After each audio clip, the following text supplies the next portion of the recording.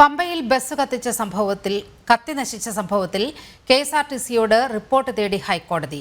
2025 വരെ ഫിറ്റ്നസ് സർട്ടിഫിക്കറ്റുള്ള ബസ്സാണ് കത്തി നശിച്ചതെന്ന് കെഎസ്ആർടിസി കോടതിയെ അറിയിച്ചു. അപകടം സംഭവിച്ചത് എങ്ങനെയെന്നത് സംബന്ധിച്ച് നാളെ അന്വേഷണ റിപ്പോർട്ട് സമർപ്പിക്കാമെന്നും കെഎസ്ആർടിസി. സന്നിധാനത്തെ ഭക്തരുടെ ക്യൂ നീണ്ടുകഴിഞ്ഞാൽ 18ാം പടിക്ക് താഴെ ഭക്തരെ നിയന്ത്രിക്കണമെന്നും ഹൈക്കോടതി ഇടക്കാല ഉത്തരവിട്ടു.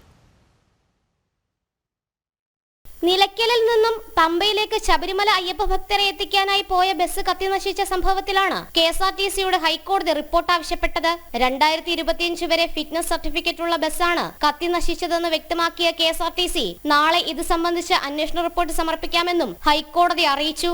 ആളുകൾ ഇല്ലാത്തതിനാലായിരുന്നു വലിയ അപകടം ഉണ്ടാകാതിരുന്നത്. അതിനിടെ എരുമേലിയിൽ മിനി ബസ് അപകടം ഉണ്ടായതിനെക്കുറിച്ചും ദേവസ്വം ബെഞ്ച് വിശദീകരണം തേടിയിട്ടുണ്ട്. റോഡിന്റെ അവസ്ഥ സംബന്ധിച്ച് മോട്ടോർ വാഹന വകുപ്പ് ബോധവൽക്കരണം നടത്തണമെന്നും ഹൈക്കോടതി നിർദ്ദേശിച്ചു. അനധികൃത ലൈറ്റുകൾ ഘടിപ്പിച്ച ബസ്സാണ് അപകടത്തിൽപ്പെട്ടതെന്ന് ചൂണ്ടിക്കാട്ടിയ കോടതി കാഴ്ച പരിമിതി മറയ്ക്കുന്ന ഇത്തരം ലൈറ്റുകൾ അപകടത്തിന് കാരണമാകുന്നുവെന്നും വിലയിരുത്തി. തുടർന്ന് മോട്ടോർ വാഹന വകുപ്പ് പരിശോധന നടത്തുവാനും ഹൈക്കോടതി നിർദ്ദേശം നൽകി. ശബരിമല സന്നിധാനത്തെ ഭക്തരുടെ ക്യൂ നീണ്ടുകഴിഞ്ഞാൽ 18ാം പടിക്ക് താഴെ ഭക്തരെ നിയന്ത്രിക്കണമെന്നും ഹൈക്കോടതി ഇടക്കാല ഉത്തരവിട്ടിട്ടുണ്ട്. മണ്ഡലകാലം ആരംഭിച്ച സാഹചര്യത്തിൽ ശബരിമല സ്പെഷ്യൽ കമ്മീഷണർ നൽകുന്ന റിപ്പോർട്ടിന്റെ കൂടി അടിസ്ഥാനത്തിലാണ് വിഷയങ്ങൾ ഹൈക്കോടതി പരിഗണിക്കുന്നത്.